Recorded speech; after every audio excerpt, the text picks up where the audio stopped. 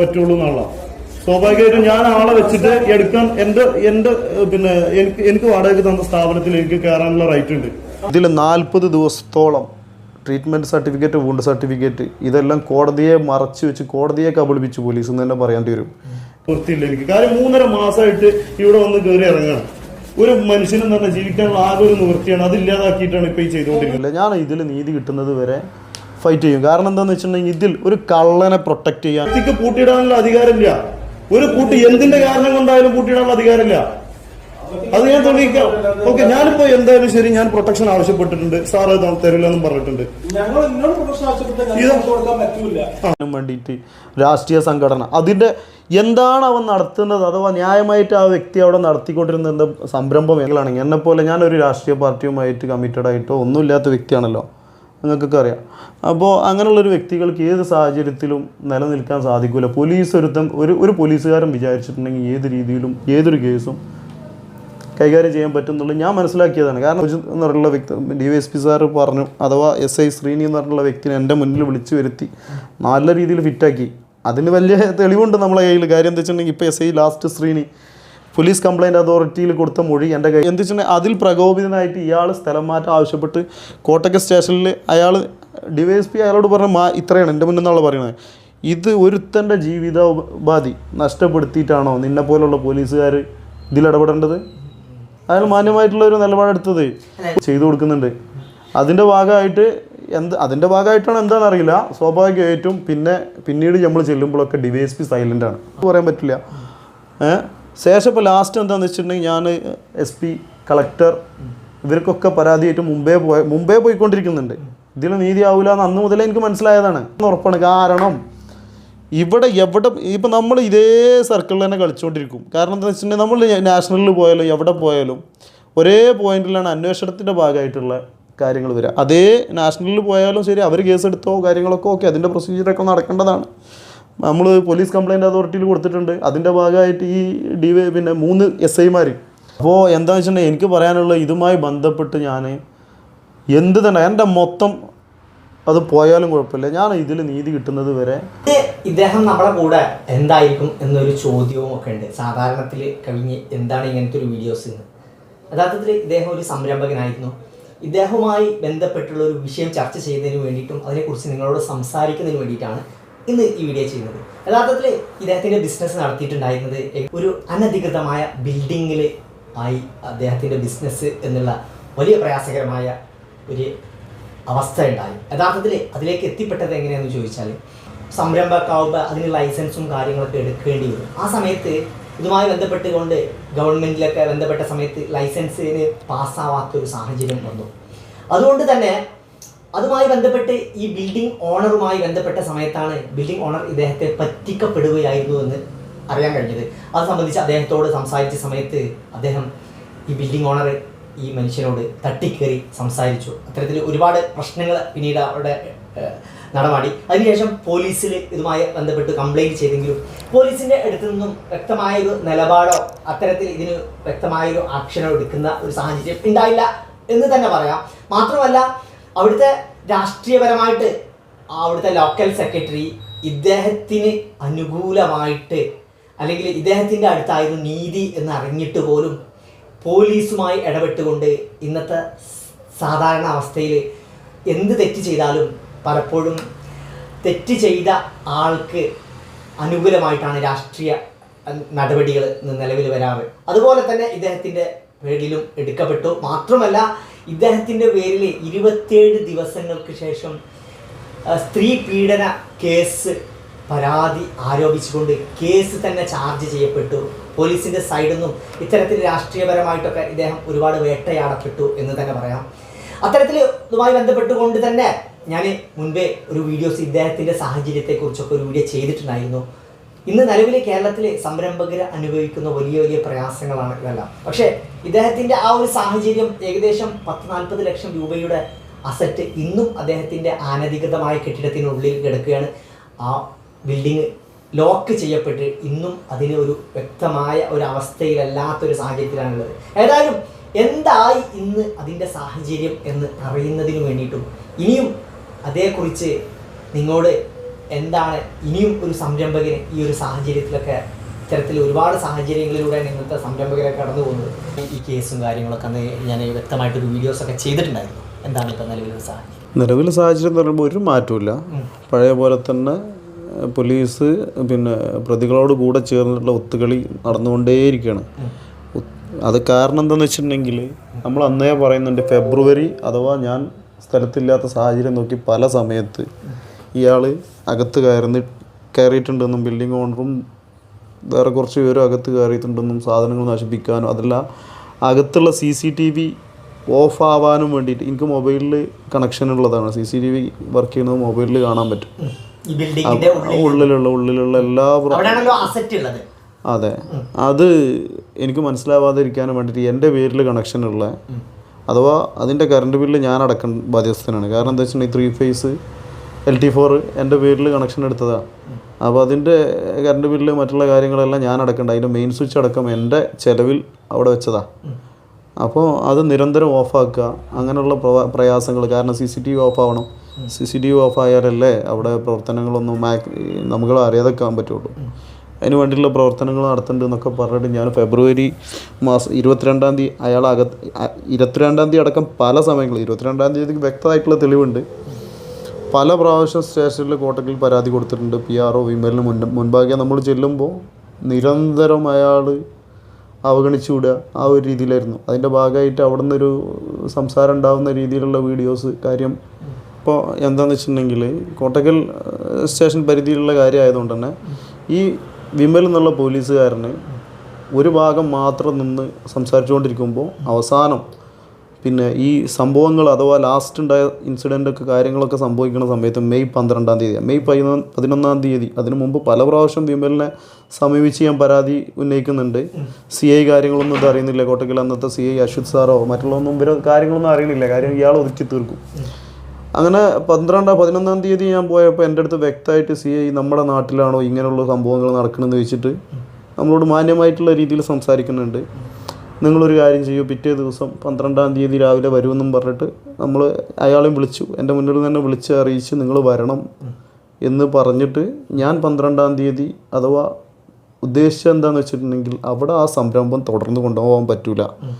അനധികൃതമായിട്ട് 1 inch പോലും ഒരു സൈഡിൽ വിടാത്ത ഒരു ബിൽഡിംഗ് ആണെന്നുള്ളത് തെറ്റിദ്ധരിപ്പിച്ചു എന്നാണ് പറയുന്നത്. കാരണം എന്താണെന്ന് വെച്ചിട്ടുണ്ടെങ്കിൽ ഈ 90A എന്നുള്ള എൻ്റെ എഗ്രിമെൻറ്റിൽ 90A എന്നുള്ള ഒരു നമ്പർ മാത്രമേ മെൻഷൻ ചെയ്തിട്ടുള്ളൂ. ആ ബിൽഡിങ്ങിന് നിയമാനുസൃതമായിട്ട് നമ്മൾ സ്വാഭാവികമായിട്ടൊരു വീടിനായാലും ഒറ്റ നമ്പറേ ഉണ്ടാവാറുള്ളൂ. ഇത് ഒറ്റ പ്രോപ്പർട്ടി ആണെന്നുള്ള ധാരണയിൽ അങ്ങനെയാണ് കിടക്കുന്നതും. സ്വാഭാവികമായിട്ട് ഒറ്റ നമ്പറേ ഉണ്ടാവും എന്നുള്ളത് ഞാൻ തെറ്റിദ്ധരിപ്പിക്കപ്പെട്ടു. സ്വാഭാവികമായിട്ട് ഈ തെറ്റിദ്ധരിപ്പിക്കപ്പെട്ടു എന്ന് മനസ്സിലായതിന് മുമ്പേ ഒരു 3.25 ലക്ഷം രൂപയോളം ഞാൻ അവിടെ ചിലവാക്കിപ്പോയി. ഇനിയിപ്പോൾ അതൊക്കെ പോട്ടെ, ആ പോയ പൈസ പോയി എന്നും മനസ്സിലാക്കിയിട്ട് അവസാനം ഇയാൾ അനിയൻ്റെ ഞാൻ ആ പോയ പൈസ എന്തെങ്കിലും ഒരു തീരുമാനമാക്കി തരാൻ പറ്റുമോ, അല്ലെങ്കിൽ സാധനങ്ങൾ എടുത്തുകൊണ്ടാവും സമയം തരണം. സ്വാഭാവികമായിട്ട് അവിടുന്ന് ഒറ്റ ദിവസം കൊണ്ട് എടുത്തുകൊണ്ടാവാൻ പറ്റുന്ന ഐറ്റംസ് അല്ല. ക്രെയിന് അല്ലെങ്കിൽ JCB അങ്ങനെയുള്ള കാര്യങ്ങൾ കൊണ്ടുവന്നിട്ട് മെഷീനറീസാണ് അവിടെ. സ്വാഭാവികമായിട്ട് അങ്ങനത്തെ രീതിയിൽ ഹാൻഡിൽ ചെയ്യുന്ന മെഷീനറീസാണ്. അത് ആ സാഹചര്യത്തിൽ അവിടെ പറ്റാത്തതുകൊണ്ട് അത്രയും 10-25 ആളെ കൊണ്ടുപോയിട്ടാണ് അതൊക്കെ ഹാൻഡിൽ ചെയ്തുകൊണ്ടിരുന്നത്. ഫർണിച്ചർ യൂണിറ്റാണ്, മേക്കിംഗ് ഫർണിച്ചർ ഇൻഡസ്ട്രി പ്ലസ് ഷോറൂമാണ് ഉദ്ദേശിച്ചത്. ഈ ഷോറൂമിൻ്റെ ഭാഗത്തിന് മാത്രമേ നമ്പറുള്ളൂ. അപ്പോൾ ഇത് ഞാൻ മനസ്സിലാക്കിയത് ഇയാൾ സ്വാഭാവികമായിട്ട് വർത്തനം ഉണ്ടാവുമല്ലോ. ഇങ്ങനെ ഒരു അനധികൃതമായിട്ടുള്ള ഷെഡ് ഉണ്ടാക്കിയിട്ട് അതും റോഡ് സൈഡിൽ തന്നെ ഉണ്ടാക്കിയതുമായി ബന്ധപ്പെട്ട് തർക്കം നിലനിൽക്കെ നമ്മൾ പഞ്ചായത്തിൽ സമീപിച്ചപ്പോൾ ഇത് മനസ്സിലാവുന്നുണ്ട്. ഒരു പഞ്ചായത്ത് നമ്പറോ കാര്യങ്ങളോ ലൈസൻസോ ഒന്നും ഇല്ലാതെ ഒരു സ്ഥാപനം മുന്നോട്ട് കൊണ്ടുപോകാൻ പറ്റില്ല. പ്രത്യേകിച്ച് പൊല്യൂഷൻ കൺട്രോൾ സർട്ടിഫിക്കറ്റ് കാര്യങ്ങളും മെയിനായിട്ട് ഇയാൾ എല്ലാവരെയും കോർത്തുകൊണ്ടിരിക്കുന്ന അത് ആ നാട്ടിൽ അന്വേഷിച്ചാൽ അറിയാം. അപ്പോൾ പിന്നെ അങ്ങനെയുള്ളൊരു വ്യക്തിയാകുമ്പോൾ ആദ്യം ഇത് പൊളിപ്പിക്കാനും വേണ്ടിയിട്ട് ഇങ്ങനെ ഒരു ഇൻഡസ്ട്രിയോടെ വരുമ്പോൾ സ്വാഭാവികമായിട്ട് നാട്ടുകാരനെ ഈ കാര്യം വരിക അല്ലേ. അപ്പോൾ പിന്നെ സ്വാഭാവികമായിട്ട് ഇയാൾ എല്ലാവരും കൂടി കോർത്തിട്ടുള്ള ഒരു മനുഷ്യനായതുകൊണ്ട് തന്നെ അപ്പോൾ അത് എന്നെ ബാധിക്കുള്ളൂ. അപ്പോൾ ഞാൻ തുടങ്ങുന്നതിന് മുമ്പ് എങ്ങനെയെങ്കിലും മാറാമെന്നുള്ള ഉദ്ദേശത്തിലാണല്ലോ ഞാൻ വേറെ വള്ളുവമ്പ്രം പ്രദേശത്ത് നമ്മളൊരു ബിൽഡിങ് 54,000 രൂപ വാടക, ഒരു 6,800 സ്ക്വയർ ഫീറ്റ് വരുന്ന ബിൽഡിങ്ങിന് എഗ്രിമെൻറ്റ് അഥവാ ഇയാൾ പറയണത് വാടക കുടിശ്ശിക പ്രശ്നമാക്കി മാത്രം ചിത്രീകരിക്കുന്ന ഒരു വിഷയമാക്കി മാറ്റിയത്. ഇത് പാർട്ടിക്കാരും അതുപോലെ തന്നെ മറ്റേ പാർട്ടി ഏരിയ സെക്രട്ടറി എന്ന് പറഞ്ഞിട്ടുള്ളൊരു വ്യക്തി ഇതിൽ പിന്നെ പത്രസമ്മേളനമോ മറ്റോ നടത്തിയിട്ട് സ്റ്റേറ്റ്മെൻറ്റ് കൊടുത്തിട്ടുണ്ടായിരുന്നു. ഇതിൽ മരവ്യവസായം എന്നുള്ളൊരു സംരംഭമേ അവിടെ ഞാൻ നടത്തുന്നില്ല. ഇതെന്താന്ന് പോലും അറിയാതെ ഇതിലൊക്കെ ഒരു എക്സ്പ്ലനേഷൻ കൊടുക്കുക എന്ന് പറയുമ്പോൾ അത് ആ വ്യക്തി ചിന്തിക്കേണ്ടതാണ്. ഒരു മിനിമം ഒരു കാര്യവുമായിട്ട് സ്റ്റഡി ചെയ്തിട്ട് വേണ്ട ഒരു എന്ത് തന്നെ സംഭവം വ്യക്തികൾ തമ്മിലുള്ള ഒരു പ്രശ്നം. ഞാനൊരു പാർട്ടീനെ ആക്ഷേപിക്കാനോ മറ്റോ ഉദ്ദേശിച്ചല്ലല്ലോ ചെയ്തത്. ഞാനും അയാളും തമ്മിലുള്ള വ്യക്തിപരമായിട്ടുള്ള വിഷയമായതുകൊണ്ടാണ് ഞാനൊരു മൂന്നാമതൊരു പാർട്ടീനെ അറിയിക്കാതെ ഇത് എൻ്റെ ഭാഗത്തു നിന്ന് ഒരാളെയോ മറ്റോ കൂട്ടാതെ ആദ്യം തന്നെ നേരിട്ട് സ്റ്റേഷനിൽ പരാതി കൊടുക്കുന്ന സിറ്റുവേഷൻ ഉണ്ടായത്. അപ്പോൾ ഇയാൾ എന്ത് ചെയ്തു, രാഷ്ട്രീയ സ്വാധീനം ഉപയോഗിച്ചിട്ട് ഞാൻ ആരുമായും പോയിട്ടില്ല, ഞാൻ ഒറ്റയ്ക്ക് പോകുന്നത്. ഇയാളെ കൂടെ party branch secretary, local secretary ഇവരൊക്കെ ഇടപെട്ടിട്ട് അഥവാ നമ്മളടുത്ത് ന്യായമാണെന്നുള്ള 100% വിശ്വാസം ഉള്ളതുകൊണ്ടാണ് നമ്മൾ എന്ത് ചെയ്യുന്നത്, നേരിട്ട് ഒറ്റയ്ക്ക് പോകുന്നത് സ്റ്റേഷനിൽ. അപ്പോൾ ഇവർ കുറുമുന്നണി ഉണ്ടാക്കിയിട്ട് ആ ഒരു രീതിയിൽ ഇത് കൈകാര്യം ചെയ്യാൻ നോക്കുക. അങ്ങനെ ഇത് വിഷയമാക്കിയിട്ട് മാറ്റുക. അങ്ങനെ വിഷയമാക്കി മാറ്റുമ്പോൾ സ്വാഭാവികമായിട്ട് നമുക്ക് നീതി കിട്ടേണ്ട സാഹചര്യം അടക്കുക. അങ്ങനൊരു സിറ്റുവേഷൻ ഉണ്ടായി. അതിന് തന്നെ സാഹചര്യം വരുന്നത് എന്താണ്, ഫെബ്രുവരി മാസം മാർച്ചിലൊക്കെ ഞാൻ നിരന്തരം സ്റ്റേഷനിൽ കയറി ഇറങ്ങുന്നുണ്ട്. മെയ്ക്കുള്ളിൽ 4ഓളം പ്രാവശ്യം ഞാൻ കയറിയിട്ടുണ്ട്. അങ്ങനെ അതിലൊക്കെ പരാതിയിൽ വ്യക്തമാണ്. അതിനൊക്കെ നമ്മൾ എന്ത് ചെയ്യും, റെസിപ്റ്റ് കൈപ്പറ്റി കോട്ടക്കൽ സ്റ്റേഷനിൽ നിന്ന് പോരും. 8 ദിവസം കഴിഞ്ഞിട്ടുണ്ടെങ്കിൽ എൻ്റെ മൊബൈലിൽ മെസ്സേജ് വരും, ക്ലോസ് ചെയ്തു എന്ന് പരാതി. ഈ പരാതി ക്ലോസ് ചെയ്യുന്നതിന് മുമ്പ് മിനിമം ഒന്ന് വിളിച്ച് അന്വേഷിക്കുക എന്താണ് നിജസ്ഥിതി എന്നോ മറ്റോ. അതൊന്നുമില്ല. പോലീസ് നിരന്തരം, പോലീസ് എന്ന് പറഞ്ഞ ഒരു വ്യക്തിനെ മാത്രമേ ഉദ്ദേശിക്കുന്നുള്ളൂ. വിമൽ എന്ന് പറഞ്ഞ പോലീസുകാരൻ ആ സാഹചര്യത്തിൽ ഇയാൾ വ്യക്തിപരമായിട്ട് ഇത് കൈകാര്യം ചെയ്യുന്ന രീതിയിൽ മാറ്റുക. മേലുദ്യോഗസ്ഥനായ CI ഇതിൽ അന്വേഷിക്കണം എന്ന് ഇയാൾക്ക് എൻ്റെ മുന്നിൽ നിന്ന് പോലും ഓർഡർ കൊടുത്തിട്ട് പോലും ആ ഒരു രീതിയിലല്ല ആ സാഹചര്യത്തിൽ. കാരണം 11-ാം തീയതി 12-ാം തീയതി രാവിലെ അങ്ങനെ ചെയ്യുന്നുണ്ട്. അപ്പോൾ അതെ, അപ്പോൾ ഇയാളെന്താണെന്ന് വെച്ചിട്ടുണ്ടെങ്കിൽ ആ ഒരു രീതിയിൽ കൈകാര്യം ചെയ്തുകൊണ്ട് നമുക്ക് നീതി കിട്ടാത്ത വളരെ വൈകണ സാഹചര്യം ഉണ്ടാക്കി. അപ്പോൾ സ്വാഭാവികമായും ഞാൻ അയാളുമായിട്ട് തർക്കം ഉണ്ടാവുന്ന സ്ഥിതിയിൽ, കാരണം നമുക്ക് ഇത് ഇങ്ങനെ കൊണ്ടുപോകാൻ പറ്റില്ല, നീതി നമ്മളെടുത്ത് കിട്ടേണ്ട സാഹചര്യമുണ്ട്. കാരണം എന്താ വെച്ചിട്ടുണ്ടെങ്കിൽ ഞാൻ മെയ് 12-ാം തീയതി എൻ്റെ സാധനങ്ങൾ ഇറക്കി അഥവാ അവിടെ 3.25 ലക്ഷം രൂപ ചിലവാക്കിയത് പോട്ടെ, അത് പൈസ പോയി. അഥവാ 3 ഫേസ് കറണ്ട് എടുത്തിട്ടുണ്ട്, അത്രയും കഷ്ടപ്പാടുണ്ട് അതിൻ്റെ പിന്നിൽ. പ്രത്യേകിച്ച് നമ്മളെ നിയമ സംവിധാനങ്ങളൊക്കെ അറിയാമല്ലോ. ഇത്രയും നടന്നിട്ട് ഇതൊക്കെ എടുത്തു കൊടുത്തിട്ട് ഇതൊന്നും പോയത് പോയി എന്നുള്ള ഉദ്ദേശത്തിൽ ഞാൻ വേറെ ബിൽഡിങ്ങിനുമായിട്ട് അഡ്വാൻസ് കൊടുത്ത് കരാറിലായി 10 വർഷത്തെ നോട്ടറി അറ്റസ്റ്റേഷന് ഇതൊക്കെ ചെയ്തിട്ടാണ് ഞാൻ സാധനങ്ങൾ എടുത്തുകൊണ്ടിരാൻ പോകുന്നത്. കൊണ്ടുവരാൻ ശ്രമിക്കുന്നതിന് മുമ്പ് ഇയാൾ ഡബിൾ ഗെയിം കളിക്കുമെന്ന് പറഞ്ഞ് മനസ്സിലാക്കും. നമുക്കറിയാമല്ലോ ഇയാളെ പശ്ചാത്തലം. കാരണം നമ്മളൊരു KSEB വർക്കർ കറണ്ടിൻ്റെ കണക്ഷനുമായി വരുമ്പോൾ ഞാൻ സ്ഥലത്തില്ല. ഇയാളെ ഭാര്യനെ നോക്കി, കറണ്ടിൻ്റെ പണിക്കാരന്, അപ്പോൾ വ്യക്തിൻ്റെ പേര് പറയുന്നില്ല, അയാൾ ഭാര്യനെ നോക്കി. ഇങ്ങനെ ഒരു സംശയരോഗി കൂടിയാണെന്നുള്ളത് നമുക്ക് മുൻകൂട്ടി അറിയാം. അപ്പോൾ അങ്ങനെ ഒരു സാഹചര്യം നിലനിൽക്കെ അങ്ങനൊരു അതായത് ആശയക്കുഴപ്പമുണ്ടാക്കുക. അങ്ങനൊരു സാഹചര്യം നിലനിൽക്കെ നമ്മൾ അയാൾ ഏറ്റവും വെറുതെ കിടപട മത്സരം കൂടിയിട്ട് കാര്യമില്ല. നമ്മൾ മാക്സിമം എസ്കേപ്പ് ആവുക. അങ്ങനെയുള്ളൊരു ജീവിൻ്റെ അടുത്ത് നിന്നിട്ട് കുറേ തട്ടിത്തിരിഞ്ഞ് നിന്നിട്ട് കാര്യമില്ല, കാര്യങ്ങൾ പറയാതെ കാര്യമില്ല. അപ്പോൾ അതിൻ്റെ ശേഷം നമ്മളെന്തായി, കേസ് സ്വാഭാവികമായിട്ട് ഉണ്ടായതൊക്കെ നമ്മൾ വിശദീകരിച്ചു. തർക്കങ്ങളുണ്ടായി, നമുക്ക് സാധനങ്ങൾ എടുത്തുകൊണ്ടാകാൻ പറ്റാത്ത സാഹചര്യം വന്ന് തർക്കങ്ങളുണ്ടായി.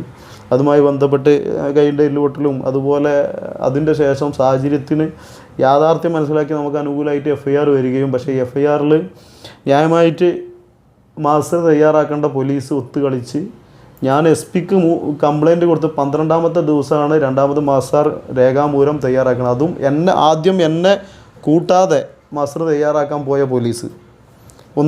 ഒരു വാദം അതാണ്. ആദ്യം മാസ്റ്റർ തയ്യാറാക്കേണ്ടത് എന്ത് സാഹചര്യം കൊണ്ടാണെന്നുണ്ടെങ്കിൽ പോലീസിൻ്റെ ഉത്തരവാദിത്തമാണ്. ആ ഉത്തരവാദിത്തത്തിൽ നിന്ന് പോലീസ് പിന്മാറിയിട്ട് മാസ്റ്റർ തയ്യാറാക്കുന്ന സമയം എന്നെ കൊണ്ടുപോയിട്ടില്ല. അഥവാ അടിച്ച GI പൈപ്പ് കാര്യങ്ങളൊക്കെ കാണിച്ചു കൊടുക്കേണ്ടതുണ്ട്. അതൊന്നും രേഖാമൂലം ചെയ്യേണ്ട കാര്യങ്ങൾ അതൊന്നും പോലീസ് തയ്യാറാക്കിയിട്ടില്ല. രണ്ടാമത് അനാവശ്യമായിട്ട് ഇതിൽ ഇടപെടൽ നടത്തുന്നതിനുള്ള കാരണം എന്താണെന്ന് വെച്ചിട്ടുണ്ടെങ്കിൽ ഇടയ്ക്ക് വന്നിട്ട് നമ്മളെ വിളിച്ച് ഭീഷണിപ്പെടുത്തുന്ന വ്യക്തികളുണ്ട്.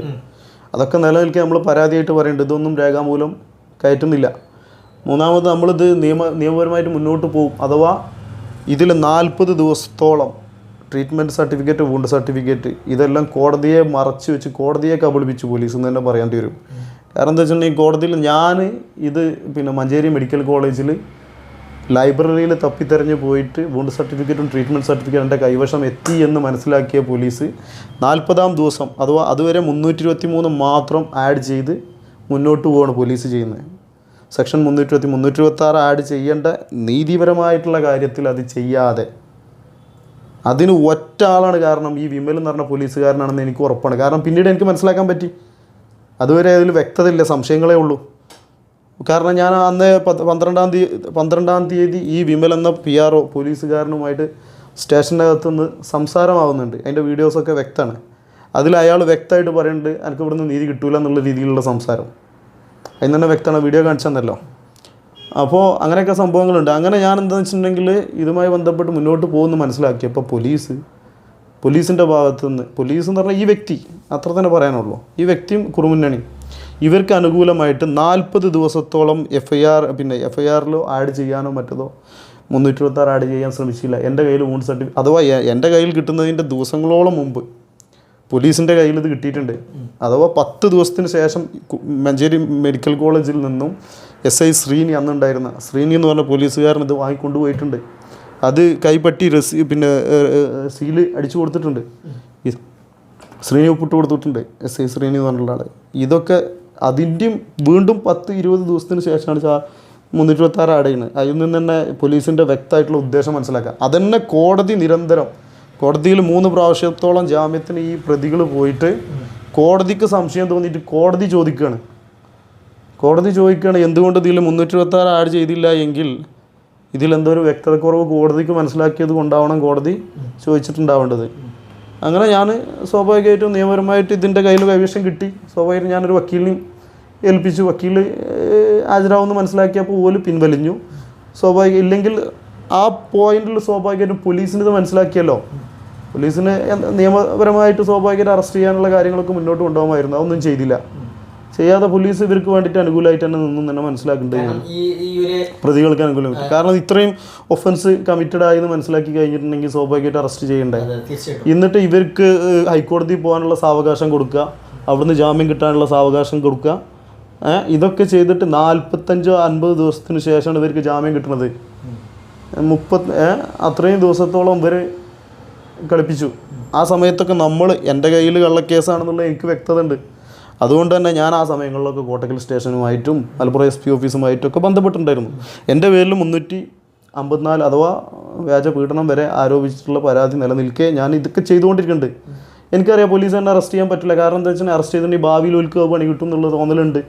കാരണം സ്വാഭാവികമായിട്ടും എന്നെ അറസ്റ്റ് ചെയ്തിട്ടുണ്ടെങ്കിൽ അത് സ്വാഭാവികമായിട്ടും ഇത് നീതിയായിട്ടുള്ള കേസല്ല. 27 ദിവസത്തിന് ശേഷം വ്യാജ പരാതി കൊടുത്ത് അതെന്നെ കൊടുക്കാൻ കാരണം ഞാൻ ഈ കേസിൽ നിന്ന് പിൻവലിയൂല എന്ന് കണ്ടതിൻ്റെ പശ്ചാത്തലത്തിലാണ്. നമ്മളെ പേടിപ്പിക്കാൻ ഓവർടേക്ക് ചെയ്യുക. ഇപ്പം നിലവിൽ ഇപ്പം നമ്മുടെ മലപ്പുറം ജില്ലയിൽ തന്നെ പൊതുവെ പറയപ്പെടുന്നുണ്ട്. ഇപ്പം നിങ്ങൾക്കറിയാമല്ലോ, അപ്പോൾ പോലീസിൻ്റെ ഒക്കെ കുറേ സാഹചര്യങ്ങളൊക്കെ പോലീസ് വിചാരിച്ചാൽ നാട്ടിൽ എന്തും സംഭവിക്കും. ഒരു വ്യക്തിനെ അതൊരു യാഥാർത്ഥ്യമാണ്. കാരണം എന്താ വെച്ചിട്ടുണ്ടെങ്കിൽ പ്രത്യേകിച്ച് ഒറ്റപ്പെട്ട് ജീവിക്കുന്ന വ്യക്തികളാണെങ്കിൽ എന്നെപ്പോലെ ഞാനൊരു രാഷ്ട്രീയ പാർട്ടിയുമായിട്ട് കമ്മിറ്റഡ് ആയിട്ടോ ഒന്നുമില്ലാത്ത വ്യക്തിയാണല്ലോ, നിങ്ങൾക്കൊക്കെ അറിയാം. അപ്പോൾ അങ്ങനെയുള്ളൊരു വ്യക്തികൾക്ക് ഏത് സാഹചര്യത്തിലും നിലനിൽക്കാൻ സാധിക്കില്ല. ഒരു പോലീസുകാരൻ വിചാരിച്ചിട്ടുണ്ടെങ്കിൽ ഏത് രീതിയിലും ഏതൊരു കേസും കൈകാര്യം ചെയ്യാൻ പറ്റും എന്നുള്ളത് ഞാൻ മനസ്സിലാക്കിയതാണ്. കാരണം എന്താ വെച്ചിട്ടുണ്ടെങ്കിൽ ഇവർ പറയുന്നത് പോലീസ് ഡയറക്റ്റ് എടുത്തിട്ടില്ല എന്നാണ്. പ്രത്യേകിച്ച് പോലീസ് മുസ്ലിം യുവാക്കൾക്ക് നേരെ പരാതി കേസ് എടുക്കുന്നുണ്ട് കുറേ പറയപ്പെടുന്നു. അതിലൊന്നും നമുക്ക് വലിയ അഭിപ്രായങ്ങളൊന്നുമില്ല. പക്ഷെ എൻ്റെ കാര്യത്തിൽ അങ്ങനെ സംഭവിക്കുന്നുണ്ട്. അതൊക്കെ അത് നമ്മൾ കാണുന്നതല്ലേ ഓരോ പശ്ചാത്തലങ്ങൾ. അതെ. അപ്പം നമ്മുടെ കേസിൽ എന്ന് പറയുമ്പോൾ ഇത് നമുക്ക് വ്യക്തമായിട്ട് മനസ്സിലായി. രാഷ്ട്രീയ പ്രേരിതമായിട്ടുള്ള സമീപനങ്ങളാണ് പോലീസിൻ്റെ ഭാഗത്തുനിന്ന് സ്വീകരിച്ചു വരുന്നത്. മറ്റത് വേറൊരു രീതിയിലാണ് ഇപ്പോൾ നരേറ്റീവ് ഉണ്ടായിക്കൊണ്ടിരുന്നത്. ഇപ്പോൾ നമ്മുടെ വിഷയത്തിൽ തന്നെ ന്യായമായിട്ട് അന്വേഷിക്കണമെന്ന് DYSP മനോജ് എന്ന് പറഞ്ഞുള്ള വ്യക്തി DYSP സാറ് പറഞ്ഞു. അഥവാ SI ശ്രീനി എന്ന് പറഞ്ഞുള്ള വ്യക്തിനെ എൻ്റെ മുന്നിൽ വിളിച്ചു വരുത്തി നല്ല രീതിയിൽ ഫിറ്റാക്കി. അതിന് വലിയ തെളിവുണ്ട് നമ്മളെ കയ്യിൽ. കാര്യം എന്താ വെച്ചിട്ടുണ്ടെങ്കിൽ ഇപ്പോൾ SI last Sreeni police complaint അതോറിറ്റിയിൽ കൊടുത്ത മൊഴി എൻ്റെ കയ്യിലുണ്ട്. അതിൽ വ്യക്തമായിട്ട് പറയുന്നുണ്ട് അയാളെ ശകാരിച്ചു. അയാളെ മേലോഫീസറായിട്ടുള്ള DYSP എൻ്റെ മുന്നിലിട്ട് നല്ല രീതിയിൽ ഫിറ്റാക്കിയതാണ്. അയാൾ തന്നെ അത് പ്രൂവ് ചെയ്തു. അപ്പോൾ എന്ത് വെച്ചിട്ടുണ്ടെങ്കിൽ അതിൽ പ്രകോപിതനായിട്ട് ഇയാൾ സ്ഥലം മാറ്റം ആവശ്യപ്പെട്ട് കോട്ടക്കൽ സ്റ്റേഷനിൽ DYSP അയാളോട് പറഞ്ഞ ഇത്രയാണ് എൻ്റെ മുന്നിൽ നിന്നുള്ള പറയുന്നത്. ഇത് ഒരുത്തൻ്റെ ജീവിതോപാധി നഷ്ടപ്പെടുത്തിയിട്ടാണോ നിന്നെ പോലുള്ള പോലീസുകാർ ഇതിലിടപെടേണ്ടത്? അയാൾ മാന്യമായിട്ടുള്ള ഒരു നിലപാടെടുത്തത്. ഒരു ചെക്ക് ഒരു പോലീസുകാരുണ്ട്. അതെ അതെ, അതിനും വേറെ ട്വിസ്റ്റ് ഉണ്ട്. ഞാൻ പറഞ്ഞുതരാം. നമ്മുടെ മുന്നിൽ ചോദിക്കുകയാണ് ഈ DYSP ചോദിക്കുന്നത്, എടോ നിനക്ക് പണി അറിയില്ല എങ്കിൽ ഞാൻ പണി പഠിപ്പിച്ചു തരാം. മാന്യമായിട്ട് ചെയ്തു കൊടുക്കേണ്ട നീതി അത് ചെയ്തു കൊടുക്കാനാണ് പോലീസ് നമ്മളൊക്കെ ശമ്പളം വാങ്ങുന്നത്. നിനക്ക് എത്ര കാലത്തെ സർവീസ് ഉണ്ട്? അങ്ങനെയുള്ള രീതിയിൽ നല്ല രീതിയിൽ തന്നെ ഫിറ്റാക്കുന്നുണ്ട്. കാരണം എന്താ വെച്ചാൽ എനിക്ക് പണി അറിയില്ല എന്നുണ്ടെങ്കിൽ നിർത്തിപ്പോയിക്കോ, അതാണ് നല്ലത്. എനിക്ക് അത്യാവശ്യമായിട്ട് തിരൂർ റെയിൽവേ സ്റ്റേഷനിൽ 2 മണിക്ക് എത്തണ്ട, എൻ്റെ പോക്ക് ഞാൻ നിർത്തി വെക്കേണ്ടി വന്നാൽ പോലും ഇതിലൊരു തീരുമാനം ഉണ്ടാക്കിയിട്ടേ ഞാൻ പോവുള്ളൂ എന്ന് പറഞ്ഞ DYSP മനോജ് എന്ന് പറയുന്ന സാറ് ആൾ മാന്യമായിട്ട് തന്നെ ബിഹേവ് ചെയ്ത്. പക്ഷേ അന്നേ ദിവസം അന്ന് സംഭവിച്ച കാര്യങ്ങൾ പ്രതികൾ മനസ്സിലാക്കുന്നുണ്ട്. ആ പ്രതികൾ നമ്മളെ വെല്ലുവിളിക്കുന്നുണ്ട്. ആര് ഇവിടെ മലപ്പുറം SP വരെ മാറ്റേണ്ടി വന്നാലും പറഞ്ഞല്ലോ നമ്മൾ ചെയ്യുന്നുള്ള രീതിയിൽ മുന്നോട്ട് പോയി അവർക്ക് വേണ്ടിയിട്ട് വേണ്ട രീതിയിലുള്ള സംരക്ഷണം പ്രതികൾക്ക് വേണ്ടിയിട്ട് ചെയ്തു കൊടുക്കുന്നുണ്ട്. അതിൻ്റെ ഭാഗമായിട്ടാണ് എന്താണെന്നറിയില്ല, സ്വാഭാവികമായിട്ടും പിന്നീട് നമ്മൾ ചെല്ലുമ്പോഴൊക്കെ DYSP സൈലൻ്റാണ്. ഓക്കെ, അപ്പം നിലവിൽ നമ്മളെ കാര്യങ്ങൾ മനസ്സിലായി. അപ്പം ഈ നിലവിൽ ഇപ്പം എന്താണ് ഇതുമായി ബന്ധപ്പെട്ടുകൊണ്ട് എന്താണ് നെക്സ്റ്റ് സ്റ്റെപ്പ് എന്ന് പറയുമ്പോൾ ഇപ്പം നിലവിൽ തന്നെ പോയിട്ടുള്ളത് നമ്മൾ പോലീസിൻ്റെ ഭാഗത്തു നിന്ന് നിരന്തരം നമുക്ക് പോലീസിൻ്റെ എന്നല്ല ഈ വ്യക്തിയുടെ ഭാഗത്തുനിന്ന് അതിൻ്റെ നമുക്ക് നീതി കിട്ടൂല എന്ന് മനസ്സിലാക്കിയിട്ട് ഇയാൾ നിരന്തരം അതിന് വേണ്ട സാഹചര്യങ്ങൾ ഇല്ലാതാക്കുകയാണ്. ഈ വിമൽ എന്ന് പറഞ്ഞ പോലീസുകാരനെ ഇല്ലാതാക്കുകയാണെന്ന് മനസ്സിലാക്കിയിട്ട് ഞാൻ സ്വാഭാവികമായിട്ട് CMOക്ക് പരാതി കൊടുത്തിട്ടുണ്ട്, മുഖ്യമന്ത്രിക്ക് പരാതി കൊടുത്തിട്ടുണ്ട്. അതിന് മുമ്പ് SP-ക്ക് പല വട്ടം കംപ്ലയിൻറ്റ് കൊടുത്തിട്ടുണ്ട്. അകത്തുനിന്ന് സാധനങ്ങൾ കളവ് പോയിട്ടുണ്ട്. ഇതൊക്കെ 22 ഫെബ്രുവരി അത് എല്ലാ പരാതികളിലും മെൻഷൻ ചെയ്യുക കാര്യമാണ്. ഉള്ളിലെ സാധനങ്ങളിൽ നിന്ന് കാര്യം മെയ് 12 അക്രമം നടക്കുന്ന സമയത്ത് അകത്ത് ബൊമ്മാരൊക്കെ കയറിയിട്ടുണ്ട്. ബൊമ്മാരെന്തിനാണ് കയറുന്നത് അകത്ത്? അത് എഗ്രിമെൻ്റ് എനിക്ക് തന്നാൽ അത് എനിക്ക് 11 മാസത്തേക്കുള്ള കരാറുണ്ടെങ്കിൽ ആ 11 മാസം ഞാൻ നിർദ്ദേശിക്കുന്ന ആളുകളോ അല്ലാതെ ഒരാളകത്ത് കയറാൻ പാടില്ല. നിയമപരമാണോ? അല്ല, എന്ത് തന്നെ സാഹചര്യം അകത്ത് കയറിയിട്ടുണ്ട്. ഇതെല്ലാം ഞാൻ അന്ന് SI ശ്രീനി ശിവദാസൻ എന്ന പോലീസുകാർക്ക് ഇവർക്കെല്ലാം വ്യക്തമായിട്ട് കാണിച്ചു കൊടുത്താണ് അകത്തുനിന്ന് സാധനങ്ങൾ മിസ്സിങ് ഉണ്ടെന്നും ആ അക്രമം നടക്കുന്ന സമയത്തൊക്കെ അതിൻ്റെയൊക്കെ വീഡിയോസിലൊക്കെ വ്യക്തമാണ് ചില കാര്യങ്ങളൊക്കെ. അതില്ലയെന്ന് അവരും പറയില്ല. കാരണം എന്താ വെച്ചിട്ടുണ്ടെങ്കിൽ അന്നത്തെ FIR-ലും അതിൽ വ്യക്തമാണ്, ഇട്ട FIR-ലും. കാരണം അതിക്രമിച്ച് കിടക്കൽ അതൊക്കെ ഇട്ടിട്ടുണ്ടല്ലോ സ്വാഭാവികമായിട്ട്. അപ്പോൾ അങ്ങനെ ഇരിക്കുക അകത്തുനിന്ന് മോഷണം അത് കയറിയിട്ടില്ല. കാരണം എന്താണെന്ന് വെച്ചിട്ടുണ്ടെങ്കിൽ ഞാൻ അന്ന് കണ്ട് വ്യക്തമാക്കിയ ഞാൻ കൊടുത്ത സാധനങ്ങൾ അതിൽ മിസ്സിങ് ഉണ്ട്, ഞാൻ കൊണ്ടുവച്ച സാധനങ്ങളിൽ. ഇതുകൊണ്ട് പരാതി പോകുമ്പോൾ ഇത് നിയമപരമായിട്ട് ഇവർ സിവിൽ കേസാണെന്നും പറഞ്ഞിട്ട് ഇയാൾ ആ വീഡിയോയിൽ കണ്ടല്ലോ നേരത്തെ വിമൽ നിരന്തരം ഇതേനെ ബാധിക്കുക. പോലീസിന് ഇതിലൊരു സംഭവം എന്താണെന്ന് വെച്ചിട്ടുണ്ടെങ്കിൽ ക്രിമിനൽ ആക്ടിവിറ്റീസിൽ മാത്രമേ പോലീസിന് ഇടപെടാൻ പറ്റുള്ളൂ, ശരിയാണ്. പക്ഷേ അകത്ത് അതിക്രമിച്ച് കയറിയതിൻ്റെ വീഡിയോ അതുപോലെ മറ്റുള്ള കാര്യങ്ങളെല്ലാം വ്യക്തമായിട്ട് കാണിച്ചു കൊടുത്താൽ ഇതന്നെ പറഞ്ഞുകൊണ്ടിരിക്കുക എന്ന് പറയുമ്പോൾ ന്യായമാണോ? ഇതെന്താ വെള്ളരിക്കാപ്പട്ടണോ? ഇത് പോലീസാണ് തീരുമാനിച്ചാൽ അതുപോലെ നമ്മളാണ്ട് ഒഴുകിക്കോളണം. അതൊന്നും ഇന്നത്തെ കാലത്ത് അപ്പോൾ ഞാനിതൊക്കെ വ്യക്തമായിട്ട് കൊടുക്കും. അതെ അതെ അതെ, ഇത് പൊട്ടം കളിച്ചുകൊണ്ട് നമ്മളെ പൊട്ടം കളിപ്പിക്കുകയാണ്.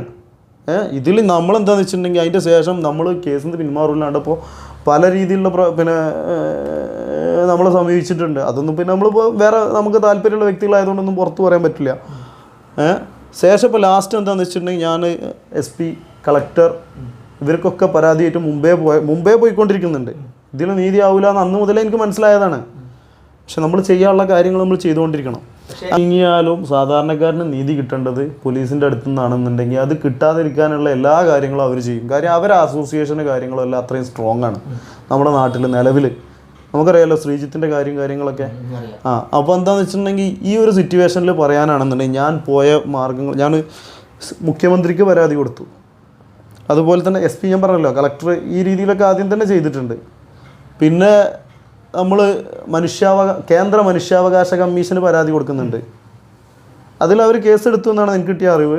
കാരണം അതെ അതെ അതെ നാഷണൽ ഹ്യൂമൻ റൈറ്റ്സ് ഓക്കെ കൊടുത്തിട്ടുണ്ട്, കേസെടുത്തു എന്നാണ് കരുതുന്നത്. ഇനി കേസെടുത്തിട്ട് അവർ മലപ്പുറം SP-ക്ക് റിപ്പോർട്ട് ആവശ്യപ്പെട്ട് അഥവാ 8 ആഴ്ചക്കകം റിപ്പോർട്ട് കൊടുക്കണം എന്നും പറഞ്ഞിട്ട് SP-ക്ക് ശുപാർശ കൊടുത്തിട്ടുണ്ട്. അത് നമ്മൾ അറിയിക്കണം എന്നും പറഞ്ഞിട്ട്. പക്ഷേ നമ്മൾ വിചാരിച്ചത് സ്വാഭാവികമായിട്ടും എന്ത് തന്നെ ആയാലും ഈ ഭാഗത്തുനിന്ന് നീതി കിട്ടൂല എന്ന് ഉറപ്പാണ്. കാരണം ഇവിടെ എവിടെ ഇപ്പം നമ്മൾ ഇതേ സർക്കിളിൽ തന്നെ കളിച്ചുകൊണ്ടിരിക്കും. കാരണം എന്താ വെച്ചിട്ടുണ്ടെങ്കിൽ നമ്മൾ നാഷണലിൽ പോയാലും എവിടെ പോയാലും ഒരേ പോയിന്റിലാണ് അന്വേഷണത്തിൻ്റെ ഭാഗമായിട്ടുള്ള കാര്യങ്ങൾ വരിക. അതേ നാഷണലിൽ പോയാലും ശരി, അവർ കേസെടുത്തോ കാര്യങ്ങളൊക്കെ ഓക്കെ, അതിൻ്റെ പ്രൊസീജിയറൊക്കെ നടക്കേണ്ടതാണ്. നമ്മൾ പോലീസ് കംപ്ലയിൻറ്റ് അതോറിറ്റിയിൽ കൊടുത്തിട്ടുണ്ട്. അതിൻ്റെ ഭാഗമായിട്ട് ഈ പിന്നെ 3 SIമാർക്കെതിരായിട്ട് പിന്നെ നടപടി ആവശ്യപ്പെട്ട് പിന്നെ പോലീസ് കംപ്ലയിൻറ്റ് അതോറിറ്റി, ബഹുമാനപ്പെട്ട പോലീസ് കംപ്ലയിൻറ്റ് അതോറിറ്റി ശുപാർശ നൽകിയിട്ടുണ്ട്. നമ്മുടെ കാര്യത്തിൽ ഇപ്പോൾ ഇതിലിപ്പോൾ നിലവിലുള്ള സിറ്റുവേഷൻ എന്ന് പറയുമ്പോൾ സമയത്തിന് അഥവാ മാസ്റ്റർ തയ്യാറാക്കാത്ത കാര്യം ഞാൻ മെൻഷൻ ചെയ്തിട്ടുണ്ടായിരുന്നു പോലീസ് കംപ്ലയിൻറ്റ് അതോറിറ്റിയിൽ. അതിൻ്റെ ഭാഗമായിട്ടും അതുപോലെ തന്നെ പിന്നെ SI വിമൽ കാണിക്കുന്ന അഥവാ നമുക്കെതിരായിട്ട് കാണിക്കുന്ന ശുഷ്കാന്തി, അത് പ്രത്യേകം ഞാൻ മെൻഷൻ ചെയ്ത് പറഞ്ഞിട്ടുണ്ട്. അതിലൊക്കെ നിയമ നടപടിക്ക് ശുപാർശ ചെയ്തിട്ടുണ്ട് എൻ്റെ മുന്നിൽ നിന്ന് ഞാൻ അപ്പോൾ പറഞ്ഞത് ജസ്റ്റിസ്. അപ്പോൾ അതിൻ്റെ ഭാഗമായിട്ടുള്ള നിയമ നടപടികൾ കാണേണ്ടതാണ്. നമുക്കറിയാമല്ലോ, എന്ത് തന്നെ ആയാലും റിപ്പോർട്ട് പോലീസ് കംപ്ലയിൻറ്റ് അതോറിറ്റിക്ക് സ്വാഭാവികമായിട്ടും പിന്നെ ഒരു റിപ്പോർട്ട് നൽകാനോ അല്ലെങ്കിൽ ശുപാർശ നൽകാനോ പറ്റുള്ളൂ. ബാക്കി നടപടി എടുക്കേണ്ടത് പോലീസ് തന്നെയാണ്. അപ്പോൾ എന്തായാലും ശരി, അതിൻ്റെ രീതി നമുക്ക് കണ്ടെന്നെ അറിയണം. ഇതിൽ 100% പറയാൻ പറ്റും, നമ്മുടെ കാര്യത്തിൽ നീതിയുള്ള കാലത്തോളം ഞാൻ ഇതിൽ നിന്ന് പിന്മാറില്ല. കാരണം എന്താ വെച്ചിട്ടുണ്ടെങ്കിൽ ഇതിൽ ഏതറ്റം പോകേണ്ടി വന്നാലും ശരി ഒഴിവാക്കി കൊടുത്തുകൂടെ, മറ്റുള്ളതല്ലേ മറിച്ചതല്ലേ കാര്യങ്ങളല്ലേ. ഞാൻ പറഞ്ഞല്ലോ, ഇതിൽ ഒഴിവാക്കാനും എല്ലാ രീതിയിലും ഇതിൽ നിന്ന് ഒഴിഞ്ഞു പോകാനും എനിക്ക് ചിലവായ പൈസയൊക്കെ ഒഴിവാക്കി വിട്ട് ഞാൻ വേറൊരു ബിൽഡിങ്ങുമായിട്ട് കമ്മിറ്റഡ് ആയത്. അതിൻ്റെ ഭാഗമായിട്ട് 10 കൊല്ലത്തെ ലീഗൽ എഗ്രിമെൻറ്റും കാര്യങ്ങളൊക്കെ ചെയ്തതാണ്.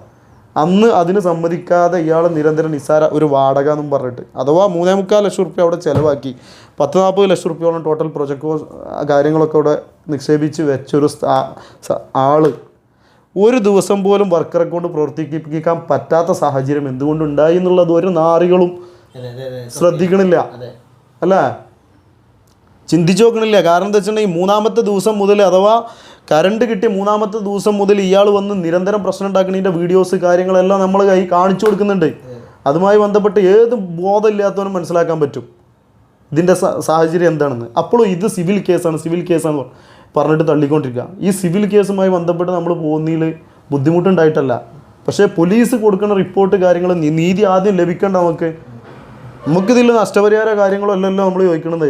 നമ്മളെന്തായാലും അവിടുന്ന് സാധനങ്ങൾ മിസ്സിങ് ഉണ്ട്, അത് ഞാൻ കണ്ടു ബോധ്യപ്പെട്ട കാര്യമാണ്. അതിൽ FIR ഇടേണ്ട ആരാ? പോലീസല്ലേ. അത് ചെയ്യുന്നില്ല, നിരന്തരം ഇത് നമ്മൾ ആവശ്യപ്പെട്ടുകൊണ്ടിരിക്കുക.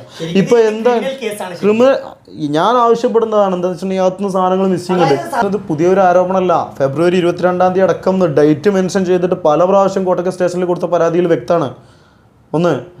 രണ്ടാമത് ഇപ്പോൾ അവസാനം എന്ന് പറയുമ്പോൾ പോലീസ് കംപ്ലയിൻറ്റ് അതോറിറ്റി ഇവരെ പിന്നെ ആക്ഷൻ എടുക്കാതെതിരായിട്ട് അഥവാ നമുക്ക് എതിരായിട്ട് ഇവന്മാർ പ്രവർത്തിച്ചുകൊണ്ടിരിക്കുന്നത് ബോധ്യപ്പെടുത്താനുള്ള സാഹചര്യം നമുക്കുണ്ട്. അത് നമുക്ക് നോക്കും.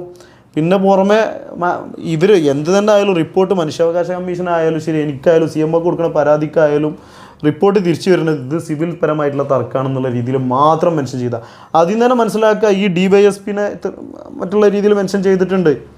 പിന്നെ ബാക്കി കാര്യങ്ങളിൽ തെളിവ് നമ്മളെ കയ്യിലുണ്ട്, അതൊക്കെ പുറമേ വന്നോളും. നിലവിൽ ഇതിന്റെ സാഹചര്യങ്ങളിലേക്ക് വരുന്ന സമയത്ത് പോലീസ് ഇതൊരു സിവിൽ കേസാക്കിയിട്ട് മാറ്റിമറിക്കുകയാണ് ചെയ്യുന്നത്. തീർച്ചയായിട്ടും അതൊരിക്കലും ന്യായമല്ല. കാരണം എന്താണെന്ന് വെച്ചിട്ടുണ്ടെങ്കിൽ സിവിൽ തർക്കമാണെന്നുള്ള ഒരു കാര്യം പറഞ്ഞിട്ടുണ്ടെങ്കിൽ ഇവരെ കയ്യിൽ നിന്നാണ്ട് ഫോർവേഡ് ചെയ്യാന്നുള്ള ഒറ്റ താല്പര്യമാണ്. ഇത്രയും സമയം പിടിച്ച് അഥവാ ഒരു സ്ഥാപനം പൂട്ടി വെച്ചിട്ട് അതും ബലപ്രയോഗം ചെയ്ത് അതിനൊക്കെ തെളിവ് കാര്യങ്ങളൊക്കെ ഉള്ളതാണ് റെക്കോർഡിങ്ങിൽ. ഇതൊക്കെ വ്യക്തമായിട്ട് പോലീസിന് മനസ്സിലായിട്ടും അകത്തുനിന്ന് അഥവാ 12-ാം തീയതി അവിടെ ഒരു പ്രശ്നം ക്രിയേറ്റായി അതിൻ്റെ പേരിൽ FIR ഇട്ടു. അതിലൊക്കെ അത് വ്യക്തമാണ്. FIR-ലടക്കം അതിലൊക്കെ ചേർത്തിട്ടുള്ള അതൊക്കെ ആദ്യം അഥവാ FIR ഈ സംഭവം നടന്ന് പോലീസിൻ്റെ തൊപ്പി തെറിപ്പിക്കുമെന്ന് പറയുന്ന വീഡിയോയിലൊക്കെ അതൊക്കെ വ്യക്തമാണ്. ആ സാഹചര്യത്തിൽ മാത്രമാണ് പോലീസുകാർ FIR-ൽ അതൊക്കെ ചേർത്ത് കിട്ടിയത്. പിന്നെ CI ഓഫീസർ നല്ല രീതിയിൽ നമുക്ക് അഥവാ ന്യായം നമ്മളെടുത്താണെന്നുള്ള അയാൾക്ക് മനസ്സിലായി. CIക്ക് അന്നത്തെ CIക്ക് പിറ്റേ ദിവസം അഥവാ മാസ്റ്റർ തയ്യാറാക്കാനോ മറ്റോ നമ്മളുമായിട്ട് സഹകരിക്കാനോ കാര്യങ്ങളോ പോലീസ് തയ്യാറല്ല. അവർക്ക് അനുകൂലമായിട്ട് മാന്യമായിട്ട് മെല്ലെ വിളിച്ചു വരുത്തിയിട്ട് അറസ്റ്റ് ചെയ്തിട്ട് മെല്ലെ സ്റ്റേഷൻ ജാമ്യം കൊടുത്ത് വിടുന്ന അങ്ങനത്തെ രീതിയിലുള്ള പരിപാടികളൊക്കെ അവിടെ നടക്കുന്നുണ്ട്. തരികിട പരിപാടികളൊക്കെ എല്ലാ രീതിയിലും ഇയാളെ പിന്നെ മധ്യസ്ഥതയിൽ ചെയ്തുകൊണ്ടിരിക്കുന്നുണ്ട്. അപ്പോൾ എന്താ വെച്ചാൽ ഇത് മനസ്സിലാക്കിയിട്ടാണ് നമ്മൾ എന്ത് ചെയ്യണത്, മെഡിക്കൽ കോളേജിലും കാര്യങ്ങളും തപ്പി പിടിച്ച് വുണ്ട് സർട്ടിഫിക്കറ്റും ട്രീറ്റ്മെൻറ്റ് സർട്ടിഫിക്കറ്റും നമ്മളെ വിളിച്ചിട്ട് പറയും പോലീസ് ഇതിൽ വ്യക്തത ഇല്ലല്ലോ, എല്ല് പൊട്ടിയതിൽ വ്യക്തത ഇല്ലല്ലോ, മറ്റേതാണല്ലോ മറിച്ചതാണല്ലോ എന്ന്. റെക്കോർഡിക്കലി ഇതെല്ലാം വരെ കയ്യിലുണ്ടായിട്ടാണ് ഇവരിങ്ങനെ പറഞ്ഞുകൊണ്ടിരിക്കുന്നത്. ഏത് കയ്യിൽ 10-ാം ദിവസം ഇവരിത് കയ്യിൽ വാങ്ങി വെച്ചിട്ടുണ്ട്. എന്നിട്ടും 40 ദിവസത്തോളം ഇത് കോടതിയിൽ ഹാജരാക്കിയിട്ടില്ല. ഇങ്ങനെയുള്ള പ്രശ്നങ്ങളൊക്കെ ഉണ്ട്. ഇതൊക്കെ വെള്ളരിക്കാപ്പട്ടണാണോ? ഇവർ പറയുന്നത് തൊണ്ട തൊടാതെ വീങ്ങണം എന്നൊക്കെ പറഞ്ഞിട്ടുണ്ടെങ്കിൽ എന്താ അതിൻ്റെ ഭാഗമായിട്ടാണ് നമുക്ക് അതിൻ്റെ ഭാഗമായിട്ട് ഇത് രാഷ്ട്രീയക്കാർ ഇടപെട്ട കേസാണ്, നിന്നെ നിലനിർത്താൻ പറ്റൂല, അങ്ങനെ ഇങ്ങനെയുള്ള രീതിയിലുള്ള പിന്നെ ബുദ്ധിമുട്ടിക്കുന്ന രീതിയിലുള്ള വോയിസ് കാര്യങ്ങളൊക്കെ നമുക്ക് വരുന്നുണ്ട്. അതൊക്കെ നിലവിലുള്ളതാണ്.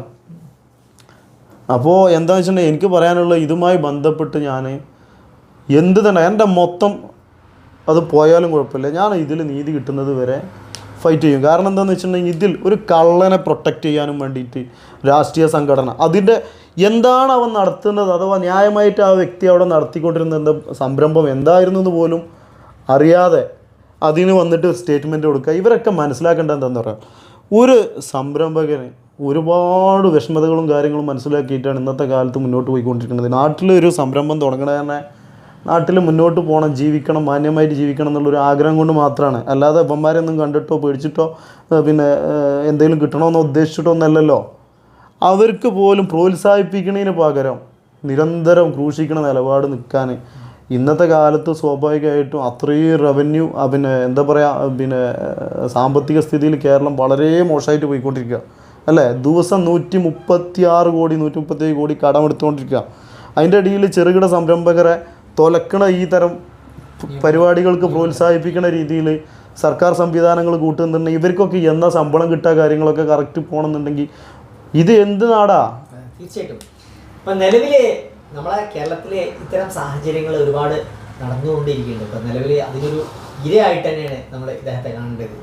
പ്രത്യേകിച്ച് നിലവിൽ പോലീസിൻ്റെ സൈഡിൽ നിന്നാണെങ്കിലും രാഷ്ട്രീയ നിലപാടുകളൊക്കെ പലപ്പോഴും ഒരു പ്രത്യേക അധികാരത്തിന് കീഴിലും അത്തരത്തിലൊരു സാഹചര്യത്തിലാണ് നിലവിലുള്ളത്. ഏതായാലും ഇതേക്കുറിച്ച് ഇദ്ദേഹം ഇനി വിട്ടുവീഴ്ചയില്ലാത്ത സമരത്തിലേക്ക് തന്നെയാണ് ഇദ്ദേഹം തീർച്ചയായിട്ടും പോകുന്നത്. അപ്പം ഇത് സംബന്ധിച്ച് നമ്മൾ ഇനിയും ഇതേക്കുറിച്ച് നമ്മൾ വീണ്ടും ചർച്ച ചെയ്യാനുണ്ടാവും. പക്ഷേ കാണുന്നവർക്ക് ഇത് എത്രമാത്രം ഇതിനെ നിങ്ങൾക്ക് മനസ്സിലാക്കാൻ കഴിയുന്നുണ്ട് എന്ന് മനസ്സിലാവുന്നില്ല.